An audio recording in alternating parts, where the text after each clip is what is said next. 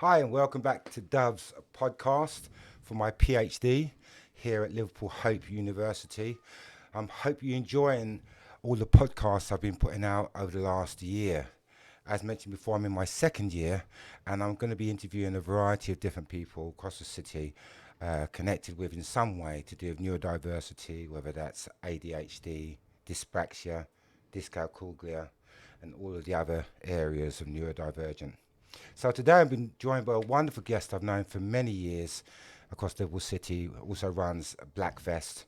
And I'm looking at today ADHD, especially with women. And I know that's been something that I've been asked about, and I know it manifests in ladies slightly different from boys at a young age. So I've got a wonderful lady here who's going to tell me about her experience living with ADHD. So welcome to the studio, Miss Jubeda Khatun. How are you, Jubeda?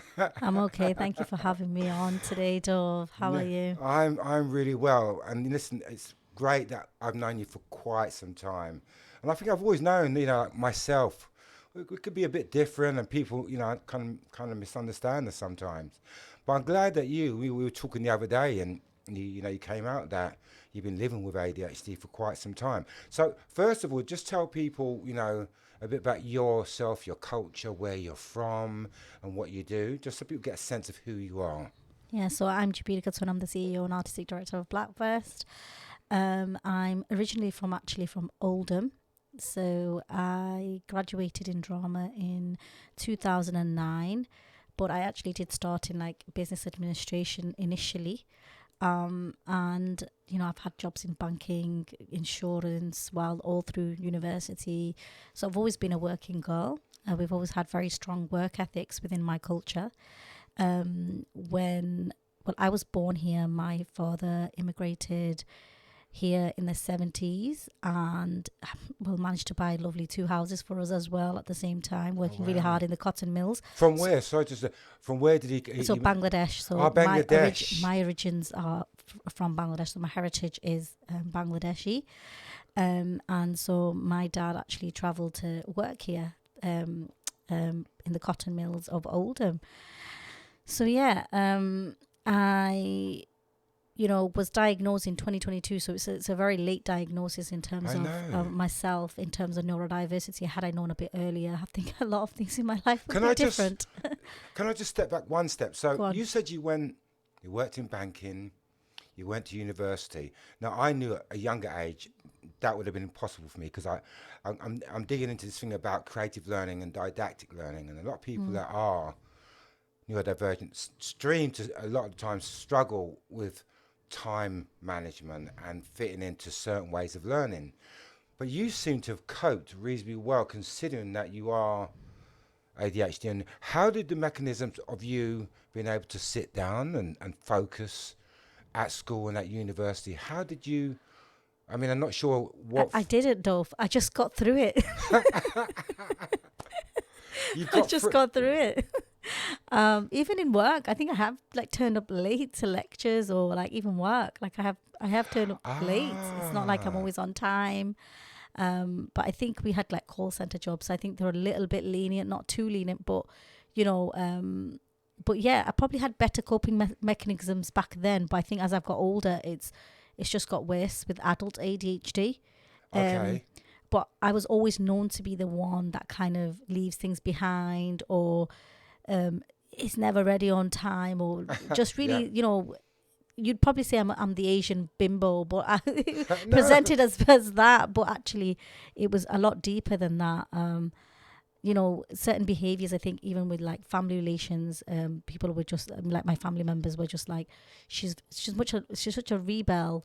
A rebel. Yeah, Yeah, I wouldn't wow. listen straight away to an instruction, or I would think about it. I will take time to think about it, or I will do it in my own time. So, it's things like that. Like we do overanalyze things as well before we, kind of hit the go button and stuff like that. So there's a lot that I look back and I'm like, wow, it was because of my neurodiversity. But again, you know, um, I wish Mm. I knew this earlier about myself, because even when my mum would give me an instruction, I would be like, take my time with it. She's like, I needed you to do it like right now. I'm like, oh, right, yeah, I'll just get to That's that a now. symptom. That's a sure symptom of ADHD. Sometimes not Yes, being able to do something right at the right at time. that time and like jump on it. But again, you can have hyper focus where you get into your head like you've got to do X, Y, Z now, but anything interrupts that pattern, then you honestly just it just disrupts the whole day for you. So, Jubeda, attacking this from a cultural standpoint, because I mean, I know from like in Western societies, we analyse and we accept now neurodiversity. I think if you'd have go to St. Lucia, like my country or your country, and try to explain to someone, oh, well, the reason I'm behaving like this is because I'm neurodiverse or I've got ADHD.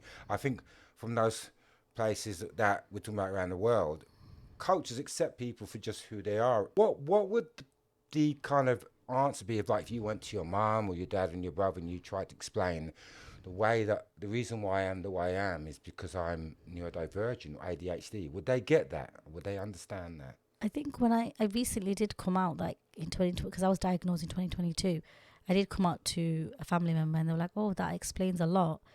But that was as far as I got in terms of acceptance and stuff like that. I think it's just not understood at all. It's an invisible condition. It comes out behaviorally, so you don't really see it. Sometimes you're just like the naughty one.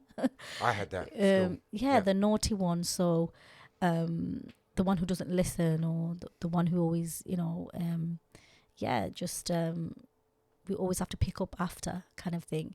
So I think, like, even now, I don't think family members are sensitive to the fact that I actually have neurodivergency. Sometimes I have very overwhelming feelings.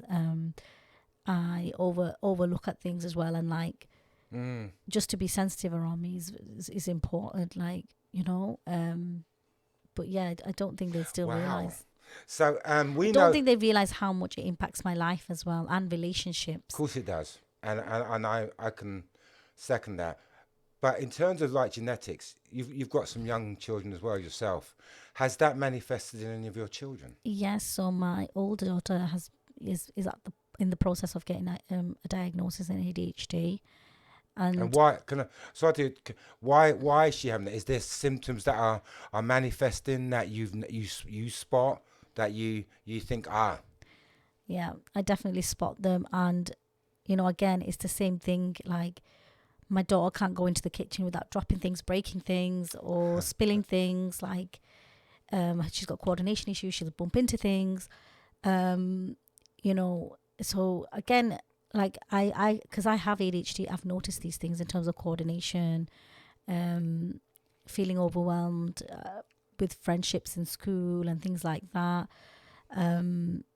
So yeah, and again, when she's again what you would label her as naughty if she doesn't listen to an instruction, but she again, I wish I knew that about me, because my daughter's presenting those kind of, can you get me a glass of water or something? Will take her like a good half an hour to get me a glass of water. I'm like, I was thirsty. I was thirsty like half an hour ago, but it's all good. But you've learned, so you've learned, but not to get angry with her, yeah, and kind of understand why those things are happening. And also now with the extra challenges of digital appliances like social media and shorts and YouTube, as you know, the ADHD, you get overwhelmed with loads of things to do, and then all you do is then just sit there and scroll on your phone. And I see my daughter do that if you're giving her like chores to do, so she'll be like, I'm doing it, so she's getting overwhelmed thinking about doing the tasks. That's definitely and not doing it. So, but I'm understanding, because I know that happens to me too. We have our hope. Like, don't get me wrong. Like, a lot of people do say, I'm start making it sound so negative, but a lot of people do say, oh, you get hyper focused. You could do multiple things at once. Yeah. And that is also a thing. And it's just having those days that does happen enables us to like survive in the world. Yeah. Those hyper focus days, those are the blessed days that we get. Do you know what? When I'm on fire, I can run a college, I can do events, but creative stuff. I've never been very good at kind of, I say, didactic learning, which is someone barking at me in a classroom, sitting down, and I have to listen very quietly. I've never been able to learn that way. I learn with my hands. I am a person that learns creatively.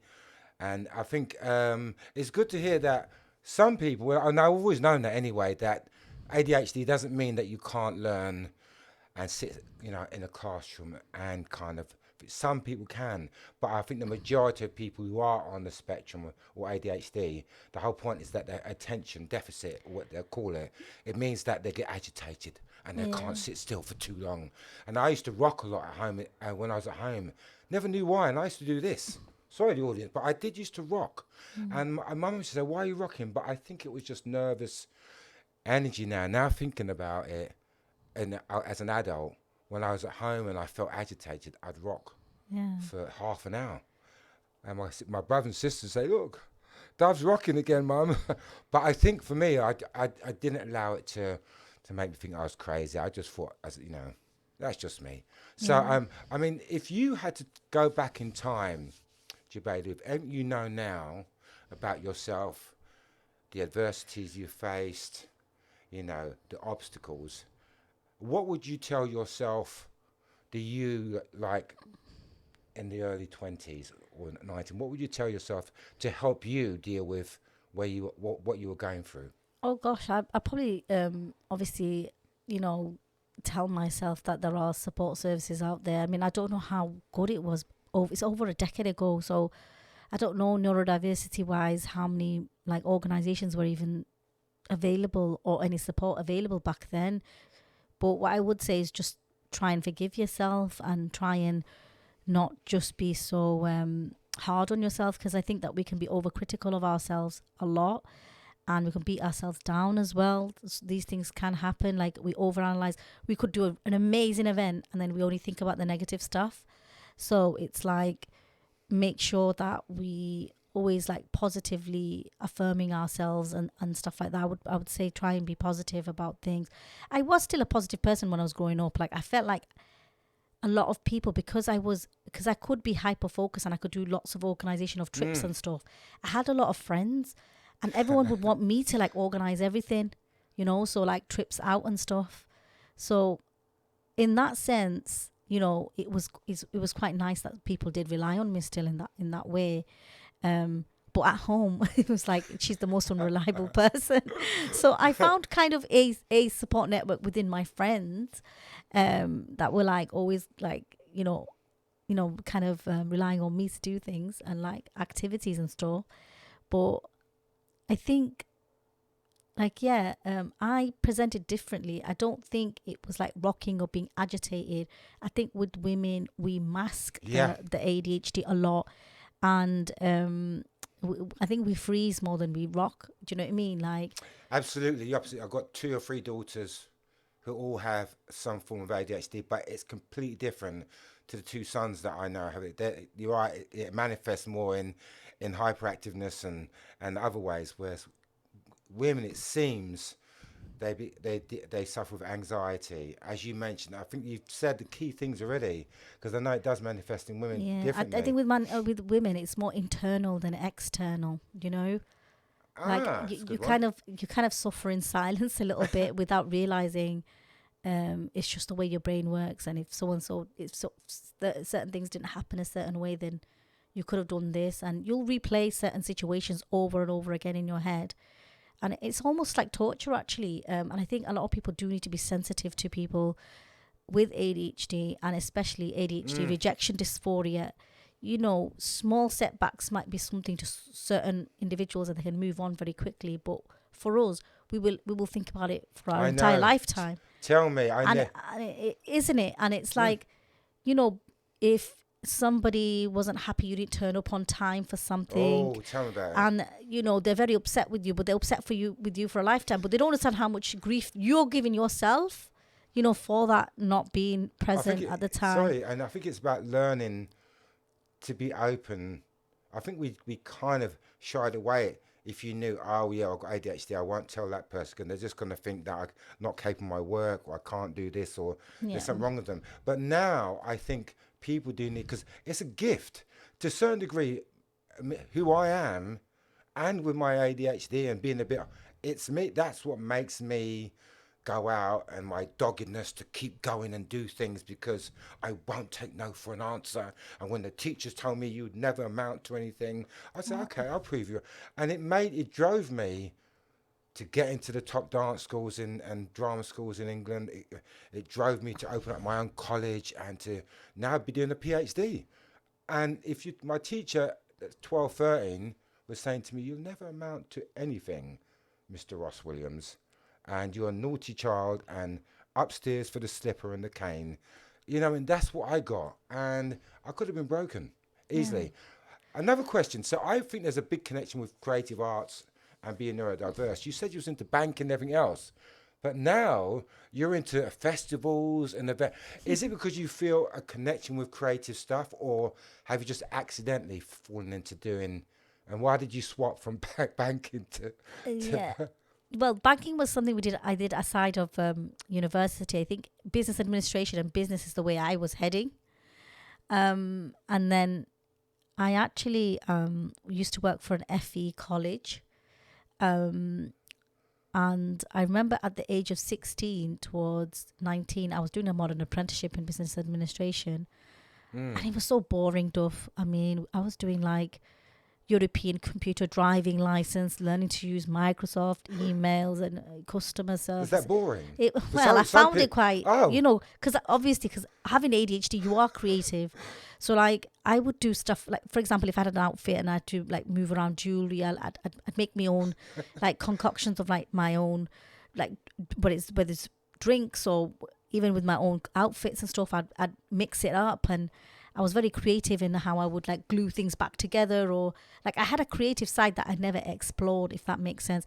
So I was doing this kind of, I was happy to do it. At 16, I knew I wanted to do a business administration, right? I knew I wanted to go down the working your way up in a company instead of going to university. University was never my plan, to be honest.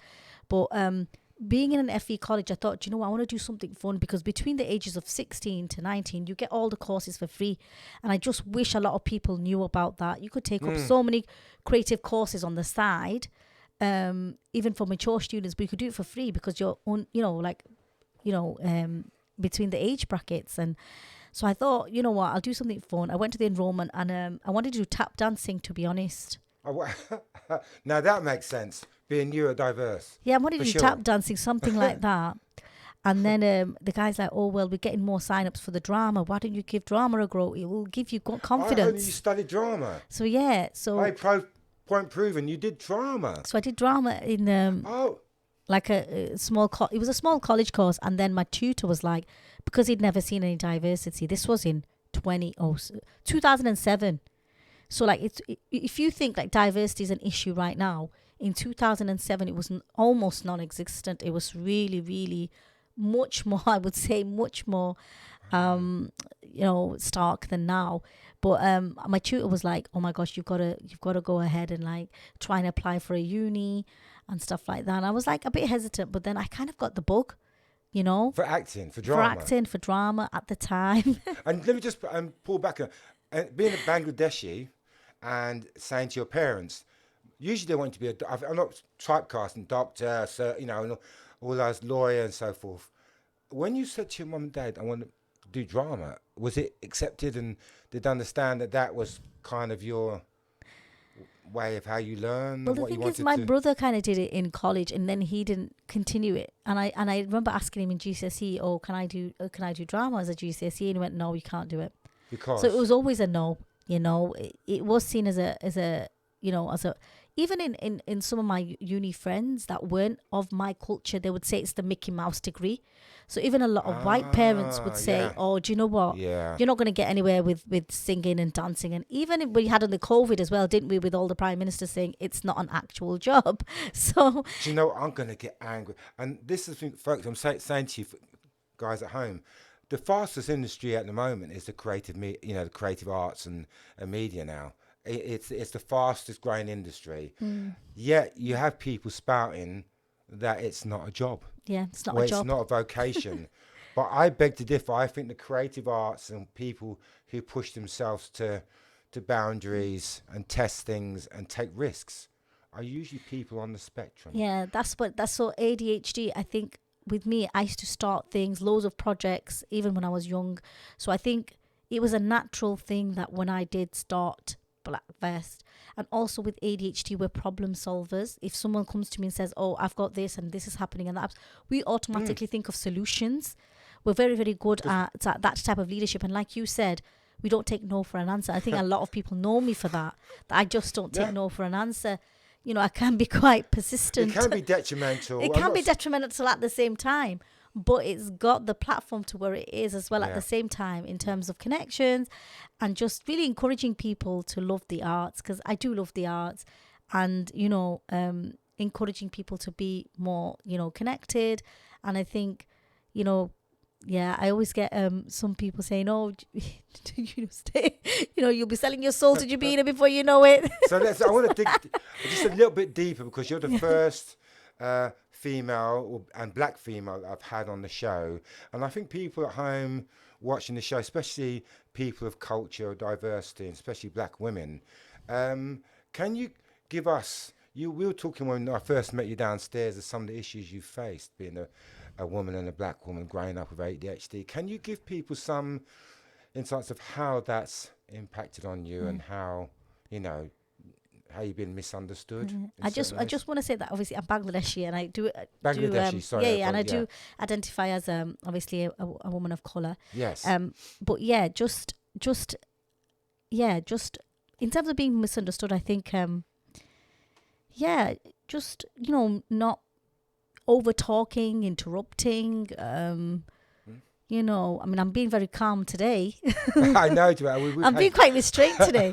Otherwise, I'll be butting in all the time. But I think because I know about it now, I try my best to listen. But then what happens with ADHD is we want to make a point. So it's like we just want to get it out of our system. So the way I describe people like interrupting now is like we're like a bit like puppy dogs, you know, like we're like we just want to lick your face and tell you like, oh, we love you, and, you know, we're a bit like that, aren't we? Just I think ADHD people are so like loving. We've got so much generosity and kindness as well, like ADHD kindness of helping other people as well.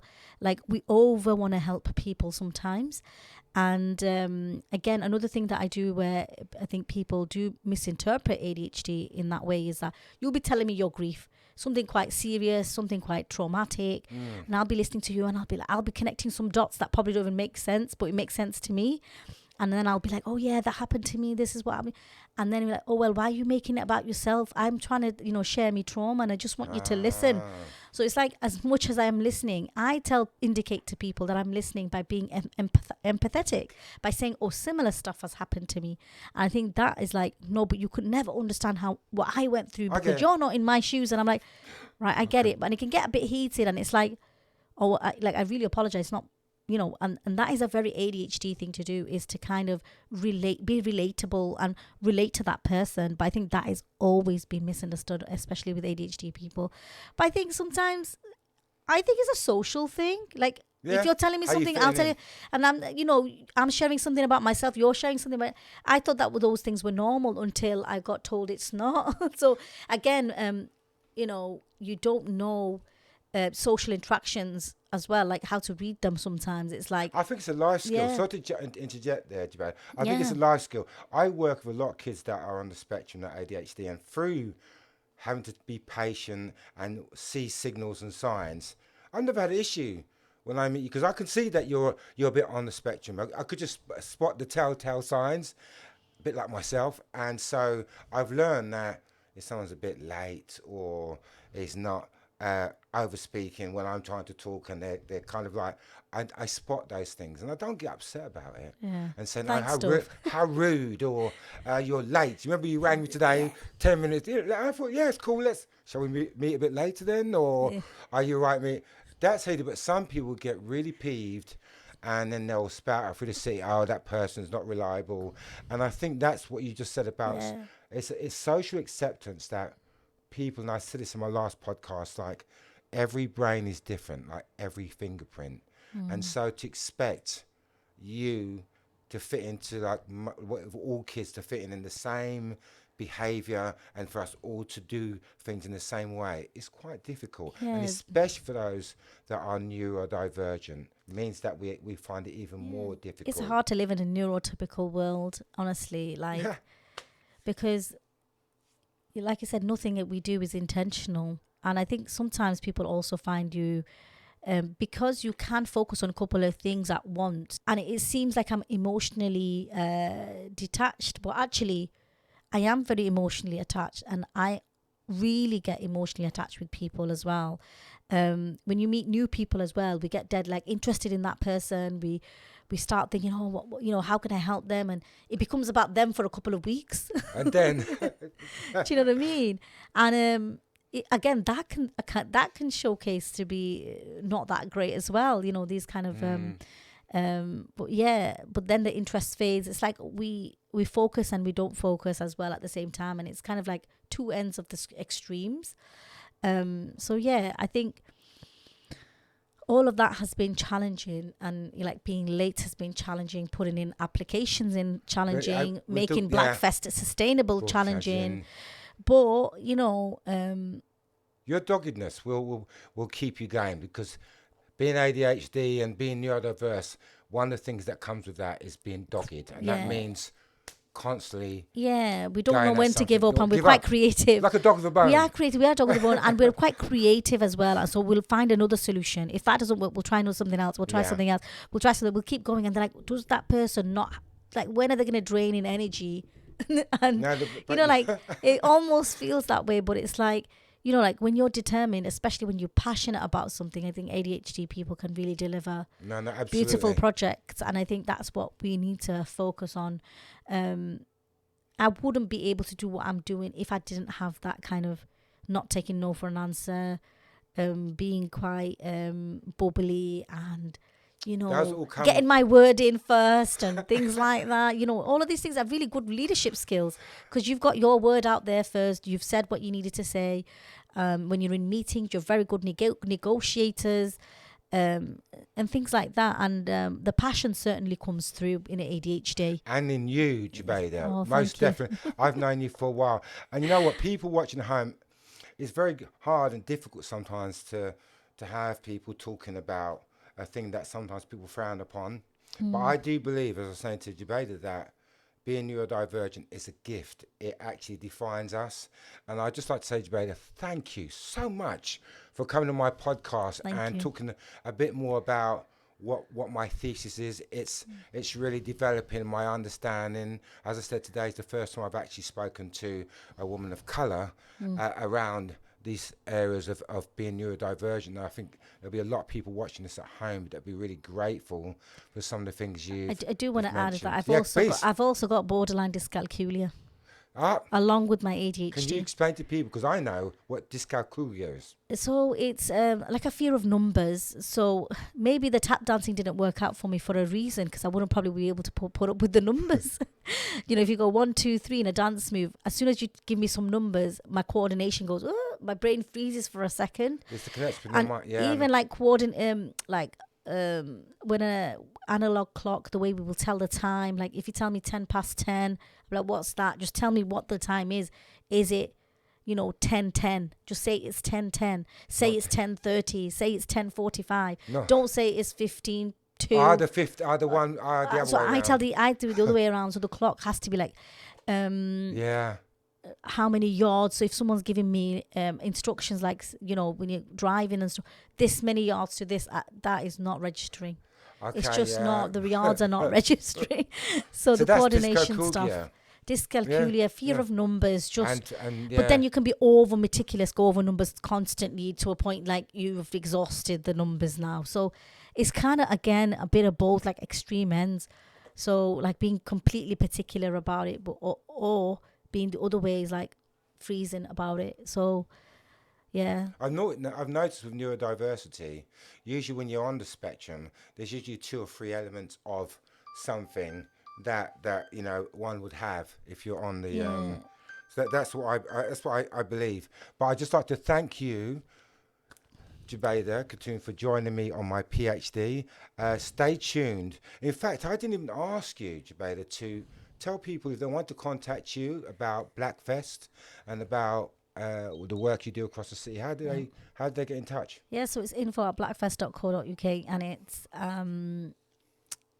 you can find us on our socials, Blackfest Creatives on Insta and Facebook, and on our Twitter is @fest_black. We haven't got to, the other applications yet. You get, I don't know, what's the new trend now? The other one, All the socials, TikTok and stuff. We're not on that yet, but I think we should have been on it. But we're not on that. We're on Threads. But yeah, that's how people can find us. But yeah. And when is the next Black Fest? It's September 23rd all the way to the 31st of October. We have a visual arts program in October. So it's like gallery work. Then we've got like different segments, music at District. Hopefully we've got that. We've got like a residential at Granby Winter Garden. So people can actually stay over and actually curate some work. So that's a really beautiful one.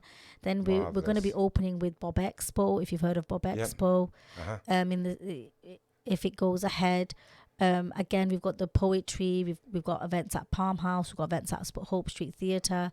So it's going to be a mixture of everything from music, film, a bit of everything. Film is not completely there, but we're still curating the programme. So there's still a chance for any artist to get involved and find out a little bit more about what we do. There's a keep Blackfest and look going. at www.blackfest.co.uk. It is not updated because what it is with another thing with ADHD, if I can add, is we carry on, and we backlog a lot of work.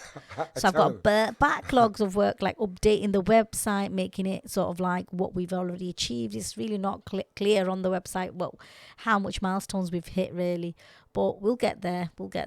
Slowly but surely. Let's keep being creative and using those neurodiverse skills to their full potential. So can I say thank you very much again? Thank you for having me, Dove. My pleasure. It's been wonderful discussing neurodiversity with you. And stay tuned for some more podcasts on my PhD, Creative Learning for Neurodivergent Young People. Ciao.